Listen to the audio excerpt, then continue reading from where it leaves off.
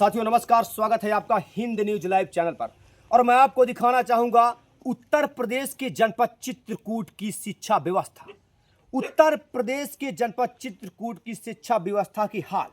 उत्तर प्रदेश के जनपद चित्रकूट की शिक्षा व्यवस्था कितनी बदहाल है, कितनी जर्जर है और कितनी डैमेज है, आप देख करके अनुमान लगा सकते हैं। ये बड़े बड़े दो बबूल के पेड़ हैं। इस बबूल के पेड़ के नीचे ये छोटे छोटे बच्चे हैं और इस विद्यालय का नाम है प्राथमिक विद्यालय मटियारा क्षेत्र रामनगर चित्रकूट। अब आप समझ लीजिए, इतने डिजिटल इंडिया होने के बावजूद भी, आधुनिक युग होने के बावजूद भी, स्टैंडर्ड समय होने के बावजूद भी छोटे छोटे बच्चे 90 के सन 90 या 19वीं सदी या 20वीं सदी के हालात पर दिखाई दे रहे हैं। अब समझिए इसमें गलती किसकी है? क्या यहाँ के अध्यापकों की गलती है? क्या यहाँ के रखरखाव करने वाले लोगों की गलती है? जब आप इसके अंदर प्रवेश करेंगे तब आपको पता चलेगा कि यहाँ के अध्यापकों की कोई गलती नहीं है। यहाँ के अध्यापकों के ऊपर दोष लगाना पूरी तरह से गलत और असंवैधानिक होगा, क्योंकि आप देख सकते हैं कि यहाँ की स्थिति जर्जर होने के बावजूद भी यहाँ के अध्यापक बंधु किसी न किसी प्रकार से यहाँ बच्चों को शिक्षा ग्रहण कराने का काम कर रहे हैं। और दुर्भाग्य हमारे जनपद चित्रकूट की शिक्षा व्यवस्था की ये है कि पेड़ के नीचे बैठ करके इनको पढ़ना पड़ रहा है।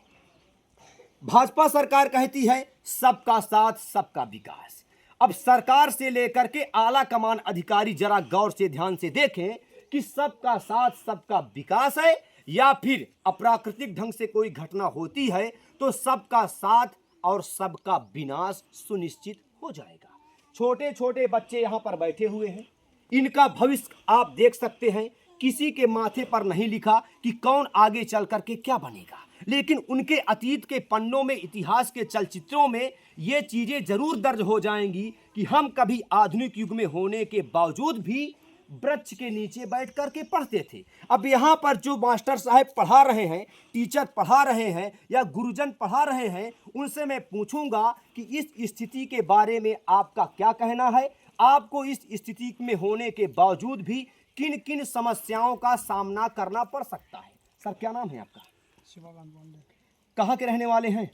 लोकल मऊ से हैं। लोकल मऊ से। तो आप ये बताइए किस किस कक्षाएं कहाँ से कहाँ तक चलती हैं, ये बताइए। देखिए, यहाँ पर सभी चीज़ें चल रही हैं अच्छे तरीके से जी और बिल्डिंग का भी पैसा पास होने वाला है जी और बाउंड्री का भी पैसा लगभग पास हो गया है, वो जी। बनने के कंडीशन पे है। जी। चुनाव बीच में है, इसी कारण से कुछ कारणों से रुक गया, नहीं बाकी बिल्डिंग बनने के कुछ। अच्छा, छोटे छोटे बच्चों को आप पेड़ के नीचे पढ़ा रहे डिजिटल इंडिया होने के बावजूद भी, तो आपको क्या लगता है कि हीन भावना आपके अंदर आ रही है या फिर आपको लगता है कि बच्चों का भविष्य खतरे में है?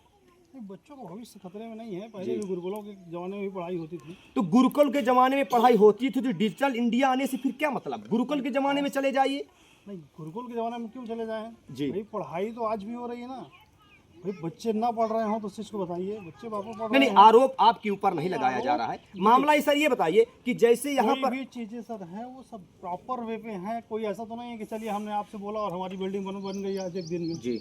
या इसके पहले फिर आप लोग कहाँ थे? ये तो ऐसी कंडीशन तो काफी अच्छा, समय कितने से सालों से कंडीशन है ये वाली? चल रही है। साल 2 साल हो चुके हैं। साल 2 साल हो चुके हैं। तो आप ये बताइए कि आपको क्या लगता है कि बिल्डिंग बननी चाहिए? बिल्डिंग बननी चाहिए, नहीं बनने की कंडीशन पे है। जी। पैसा पास होने वाला अब है। पेड़ के नीचे जो बच्चे छोटे छोटे पढ़ रहे हैं, तो आपको क्या लगता है कि ये ठीक है या नहीं?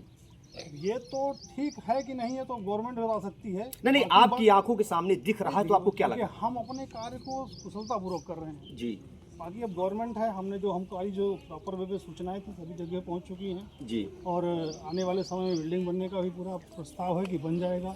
बाउंड्री वाल पास हो चुका है, प्रधान स्तर से बनना है वो अच्छा, भी। कौन कौन सी क्लासेस चलती हैं यहाँ पर? यहाँ पर 4-5 चलती है। 4-5 चलती हैं।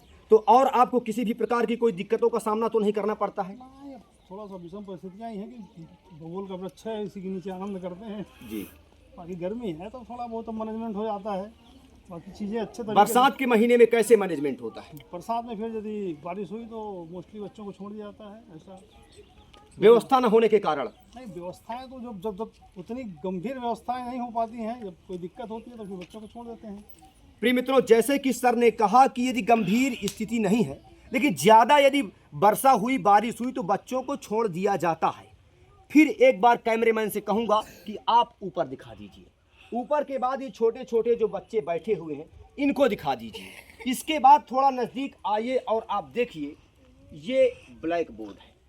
इस ब्लैक बोर्ड में हमारे सर द्वारा नैतिक शिक्षा से लेकर के नाना प्रकार की वो चीज़ें पढ़ाई जाती हैं, जिससे छोटे छोटे बच्चों का शिक्षा स्तर मजबूत होने के साथ उनका सामाजिक स्तर या उनकी सामाजिक नींव बहुत ही मजबूती के साथ ज़मीनी स्तर पर जड़ को पकड़ ले और उनका भविष्य चौपट होने से बच जाए, भले ही उनको वृक्ष के नीचे बैठा करके पढ़ाना पड़े। धन्यवाद। बने रहे हिंद न्यूज़ लाइव चैनल के साथ।